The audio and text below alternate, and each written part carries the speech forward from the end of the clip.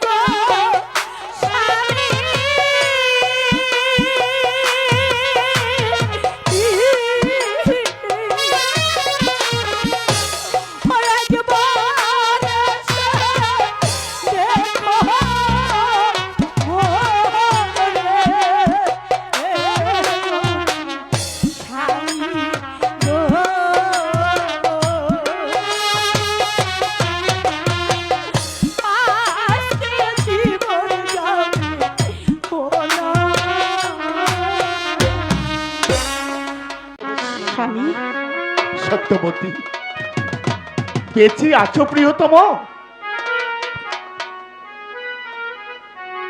হ্যাঁ স্বামী, আমি বেঁচে আছি।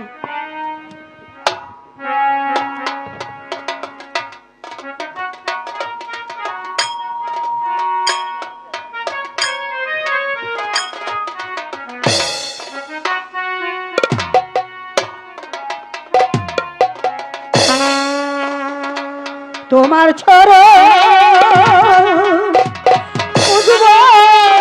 স্বামী,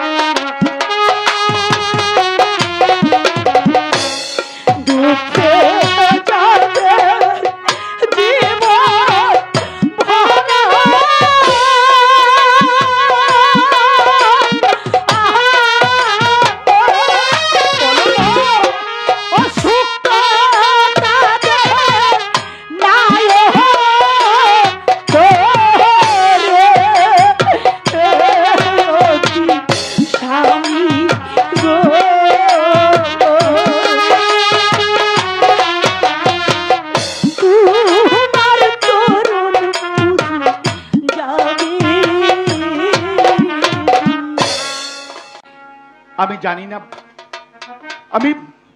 আমি জানি না প্রিয়ে, ভগবানের কাছে আমার জীবনে কি আমি পুণ্যের কাজ আমি করেছিলাম, যার জন্য তোমার মতো স্ত্রীকে আমার জীবন সঙ্গী হিসাবে আমি পেয়েছি। না গো না, ও কথা বলে আমাকে কষ্ট দিচ্ছ কেন? আমি বড় ভাগ্য করে এসেছি, তাই তোমার মতো অমন স্বামী আমি পেয়েছি। ওগো, তুমি শুধু আমাকে আশীর্বাদ করো, আমি যেন 7 দিন কেন অনেক যুগ যেন তোমার পাশে থেকে অনাহারে কাটিয়ে দিতে তাই যেন পারি। হয়। ঠাকুর যেন সেই শক্তি, সেই ধৈর্য, সেই ক্ষমতা তোমাকে দান করেন। জানো প্রিয়ে, আজ আমি কোথায় গিয়েছিলাম? কোথায় গিয়েছিলে? ছিলাম মহারাজ রণজিৎ রাজার দরবারে। গিয়েছিলাম কিছু সাহায্যের জন্য। মহারাজ আমার কাকুতি মিনতি শুনে কি বলেছে জানো? কি বলেছে? ওই যে দূরে দেখা যাচ্ছে চন্দন বন, এই চন্দন বন আমাকে দান করেছে। সত্যি বলছো? হ্যাঁ, ওই এই- বন থেকে কাঠ কেটে বাজারে বিক্রি করে দেখো কত চাল ডাল আমি তোমার জন্য এনেছি। ভগবান আমাদের প্রতি মুখ তুলে চেয়েছে না গো? হ্যাঁ গো, হ্যাঁ। দেখেছি বড় কষ্ট করে এসেছো, তুমি স্নান করে এসো, আর আমি তোমাকে খেতে দেব। প্রিয়তম, আমার এই ভাঙা ঘরে থাকতে তোমার কষ্ট হচ্ছে না তো? ছি ছি, ও কি কথা!